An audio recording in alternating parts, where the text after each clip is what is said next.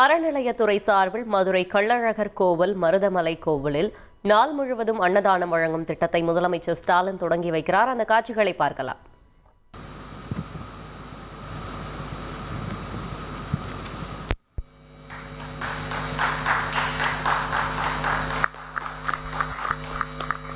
தற்போது திட்டங்கள் தொடர்பான குறும்படம்.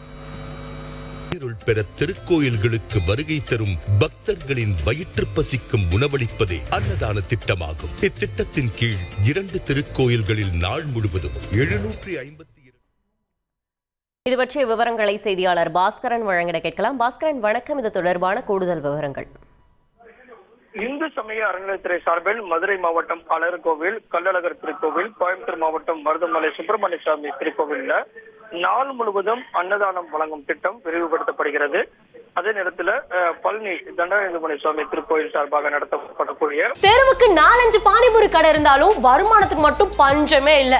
இங்க ஒருத்தர் பானிபூரி கடை வச்சு மாசம் 5 லட்சம் ரூபாய் சம்பாதிக்கிறார். எப்படின்னு தெரிஞ்சுக்க ஃப்ரீடம் ஆப்பை டவுன்லோட் பண்ணுங்க. பள்ளிகள் மற்றும் கல்லூரிகள்ல பயிலக்கூடிய மாணவ மாணவர்களுக்கு மதிய உணவு வழங்கும் திட்டத்தையும் காணொலி காட்சி வாயிலாக தமிழக முதலமைச்சர் தொடங்கி வைத்துள்ளார். தகவல்களுக்கு நன்றி பாஸ்கர். மாண்புமிகு தமிழ்நாடு முதலமைச்சர் அவர்களை பணிவுடன் கேட்டுக்கொள்கிறேன்.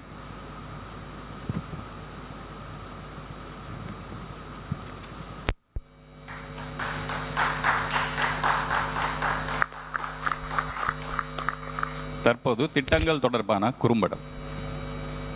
பெற திருக்கோயில்களுக்கு வருகை தரும் பக்தர்களின் வயிற்று பசிக்கும் உணவளிப்பதே அன்னதான திட்டமாகும். இத்திட்டத்தின் கீழ் 2 திருக்கோயில்களில் நாள் முழுவதும் 752 திருக்கோயில்களில் ஒருவேளையும் அன்னதானம் வழங்கப்பட்டு வந்தது.